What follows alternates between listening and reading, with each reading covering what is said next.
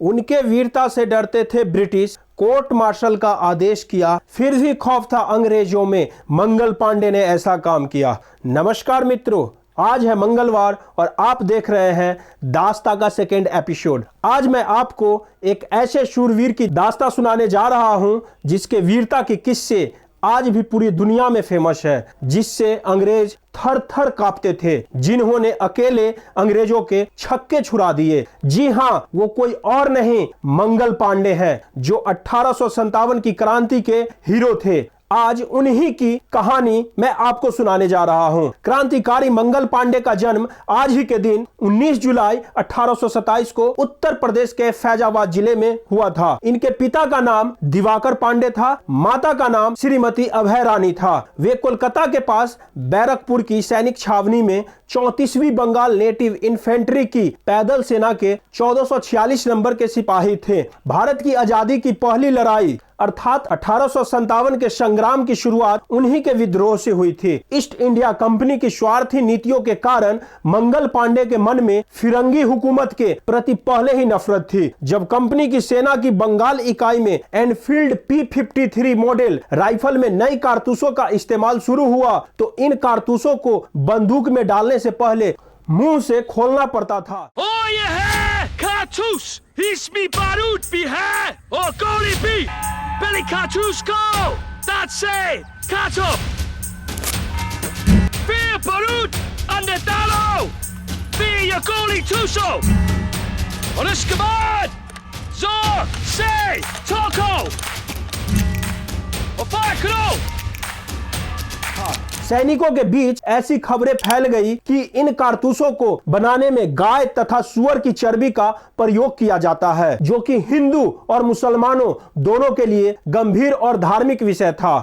इस अफवाह ने सैनिकों के मन में अंग्रेजी सेना के विरुद्ध आक्रोश पैदा कर दिया। इसके बाद 9 फरवरी 1857 को जब यह कारतूस देसी पैदल सेना को बांटा गया, तब मंगल पांडे ने उसे लेने से इनकार कर दिया। इस बात से गुस्साए अंग्रेज अफसर ने मंगल पांडे से उनके हथियार छीन लेने और वर्दी उतार देने का आदेश दिया। मंगल पांडे से राइफल छीनने के लिए जैसे ही अंग्रेज अफसर मेजर ह्यूसन आगे बढ़ा, मंगल पांडे ने उस पर आक्रमण कर दिया। मंगल पांडे ने बैरकपुर छावनी में 29 मार्च 1857 को अंग्रेजों के विरुद्ध विद्रोह का बिगुल बजा दिया। इतना ही नहीं, मंगल पांडे ने राइफल से उस अंग्रेज अधिकारी मेजर ह्यूसन को मौत के घाट उतार दिया। इसके बाद मंगल पांडे ने उनके रास्ते में आए एक और अंग्रेजी अधिकारी लेफ्टिनेंट बॉब को भी मौत के घाट उतार दिया। और जैसे ही अंग्रेजों ने मंगल पांडे को गिरफ्तार करने के लिए आगे बढ़ा, वैसे ही पांडे ने खुद को गोली मार ली, लेकिन अंग्रेजों ने उन्हें जिंदा बचा लिया और अंग्रेज सिपाहियों द्वारा गिरफ्तार कर कोर्ट मार्शल द्वारा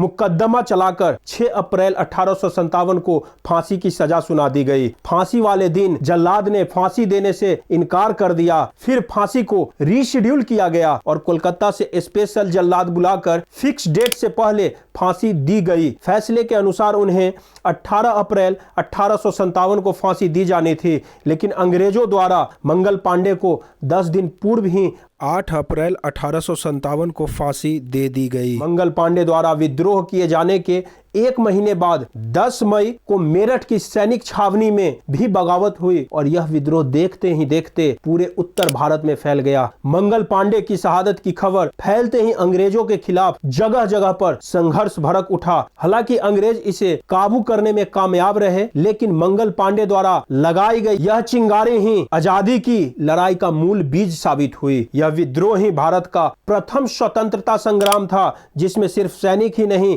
राजा रजवाड़े, किसान, मजदूर एवं अन्य सभी सामान्य लोग शामिल हुए।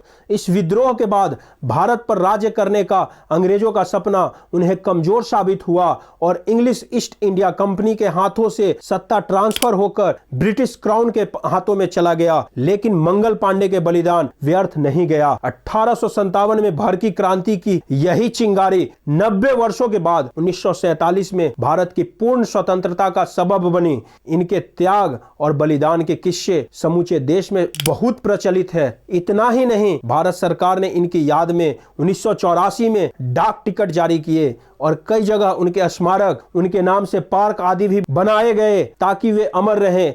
आजाद हवा में सांस लेते हुए हम सदा मंगल पांडे के ऋणी रहेंगे। आपको मंगल पांडे के संघर्ष की कहानी कैसी लगी कमेंट करके जरूर बताएं। और मित्रों, अगले मंगलवार को आप देखेंगे ऐसे शख्सियत की दास्तां जिनकी उपलब्धियों के किस्से सिर्फ भारत में नहीं पूरे दुनिया में फेमस है।